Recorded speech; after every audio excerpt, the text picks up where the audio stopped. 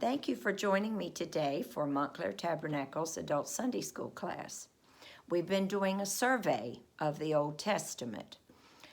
Today, the title of the lesson is The United Kingdom Divided. The focus of what we're going to talk about today is that godly people seek the Lord rather than evil counsel. Solomon was the king over Israel. He died and was succeeded by his son Rehoboam.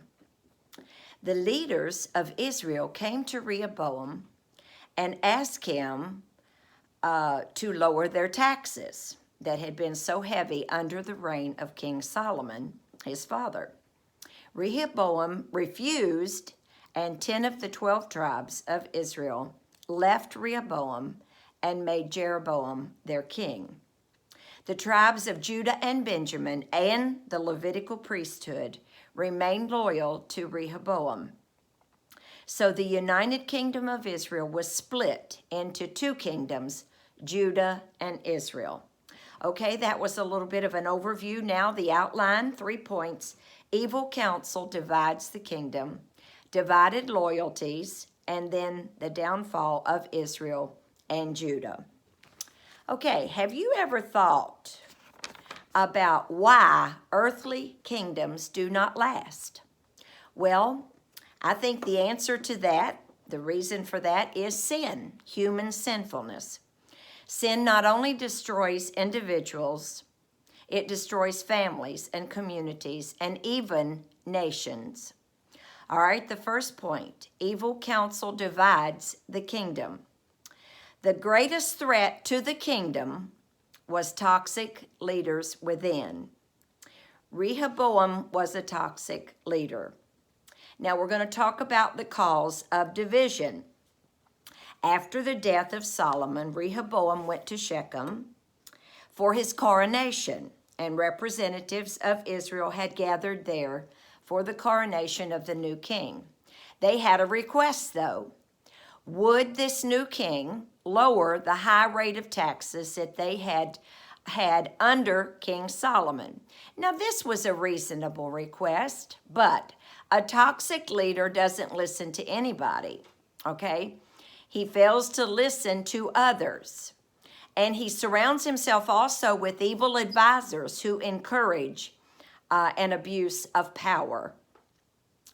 All right, a good verse here, Proverbs 12:5. The thoughts of the righteous are just, but the counsel of the wicked is deceitful.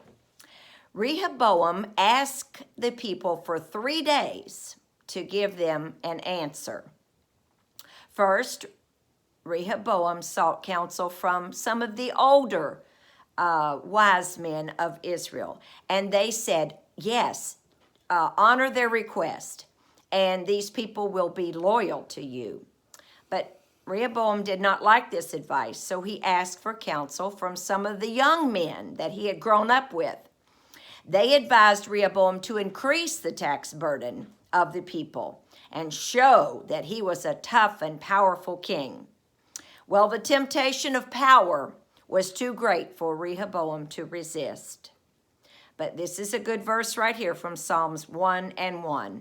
Blessed is the man that walketh not in the counsel of the ungodly. All right, that was a little bit of background there. The kingdom is divided.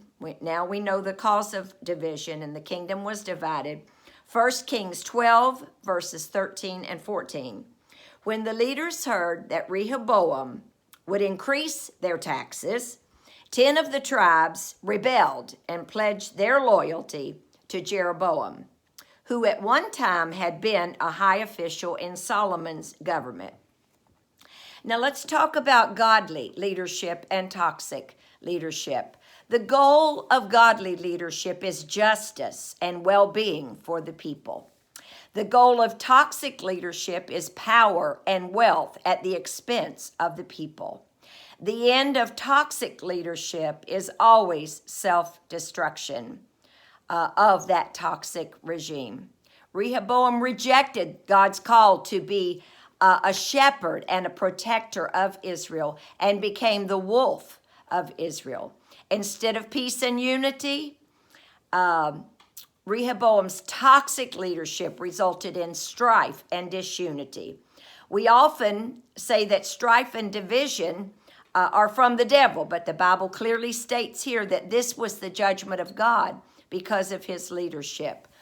Now, another definition of toxic leadership. Toxic leadership is defined as leaders with destructive behaviors and dysfunctional qualities that generate enduring poisonous effects on those whom they lead. Toxic leaders deliberately harm others and enhance themselves at others' expense. Ultimately, toxic leaders destroy the very movement that they seek to lead. The kings of Israel, because of their disobedience to God, led God's people down a path of destruction. And this is so important that we remember this. God rules with sovereign power and authority over toxic leaders.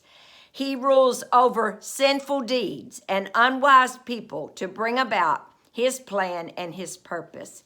And I love this. The great story of God's redemption continues in spite of the failure of many of the kings of Israel. God is merciful and forgiving, but the consequences of sin that we set in motion can be far-reaching. Even after sins are forgiven by God and people, the consequences of sin continue. All right, first point, evil counsel divides the kingdom. Now, divided loyalties. Manasseh was the worst king of Judah. 2 Kings 21, verses 1 and 2. Including Rehoboam, 19 kings ruled over the southern kingdom called Judah. And also, 19 kings ruled over the northern kingdom called Israel. All of the 19 kings of the northern kingdom of Israel were wicked, and they were not descendants of King David. The 19 kings of Judah, the southern kingdom, were descendants of King David. Now, see if you can follow me here. This is kind of a tongue twister. Bible scholars classify 6 of those kings as good or mostly good. 7 were bad or mostly bad. 2 were very wicked, and 2 were the worst, and 2 were classified as the best of the kings of Judah. All right, the worst of the 19 kings of Judah was Manasseh, we said. He started reigning at age 12, and he reigned for 55 years, the longest of any king of Judah. Amazingly, though, Manasseh was the son of good King Hezekiah, who is seen as one of the best kings of Judah. Manasseh rejected God and the God of his father Hezekiah, and worshiped false gods and all of the evil that is required of such worship.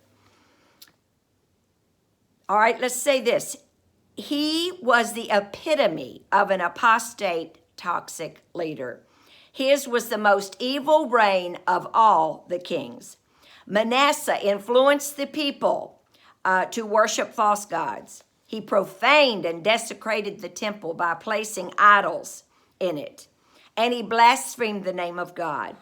His reign was very violent. There was much bloodshed and child sacrifice.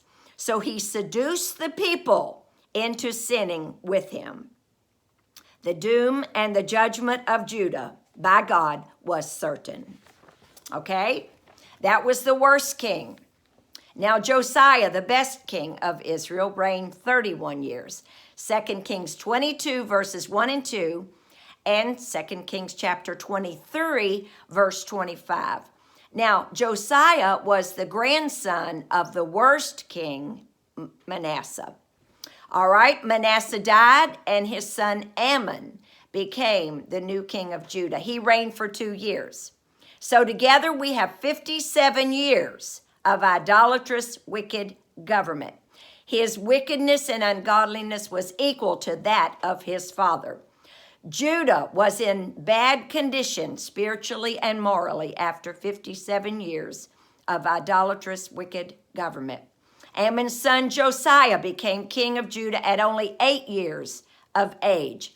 He was the second to the youngest. Joash was 7 years old when he became king. And this is what it says about Josiah. He did that what was right in the sight of the Lord, and he turned not aside to the right hand or to the left. He completely obeyed the Lord. None approached his record of obedience. The temple needed repairs. It had been neglected and desecrated by King Manasseh and his son Ammon. During the repairs of the temple, a scroll of the law of Moses, Genesis through Deuteronomy, was found in the temple. It was read to Josiah, and as a result, Josiah led the nation of Judah in their last spiritual renewal. Josiah was the most godly of the 19 kings of Judah, and he was the last righteous king to rule over Judah. Josiah's reformation would ultimately not save the nation from destruction. Okay? The outline. Evil counsel divided the kingdom, and then divided loyalties. Now the third point, downfall of Israel and Judah. All right, let's talk about the captivity of Israel. They went into Assyrian captivity because of their sin. 2 Kings 17, verse 5, 22, and 23. The last of the 19 kings of Israel, that is the northern kingdom, was Hoshea. Israel fell to the Assyrian army. The sin that led Israel to their destruction was again the worship of false gods or idolatry. The kingdom of Israel ceased to exist from this point on. All right, let's talk about the captivity of Judah. And they went into Babylonian captivity. 2 Chronicles 36, verses 19, 20, and 21. The last of the 19 kings of Judah, the southern kingdom, was Zedekiah. He reigned for 11 years, and his reign ended when Judah fell to the army of the Babylonian Empire. The fall of Judah came 135 years after the fall of Israel, but the cause was the same: idol worship or idolatry. Idolatry brought both kingdoms to utter ruin. Idolatry included the pursuit of sinful pleasures, especially sinful pleasures of a sexual nature. The God of the Israelites was holy, and he forbid all the sexual immorality that went along with the worship of these false gods of the Gentiles. The false gods of the Gentiles required their worshipers to be immoral. Ultimately, intentional, persistent sin destroyed the kingdom of Judah. This is a warning to us all. The consequences of sin can be extremely severe. The fall of the kingdoms of Israel and Judah is a reminder of this fact. All right, first of all, after all of this was over, God's people would return from the Babylonian captivity, and Jerusalem would be restored, the temple rebuilt, and the city rebuilt. God's plan had not failed it. In spite of the kings that disobeyed God and what happened to these nations, God's plan had not failed.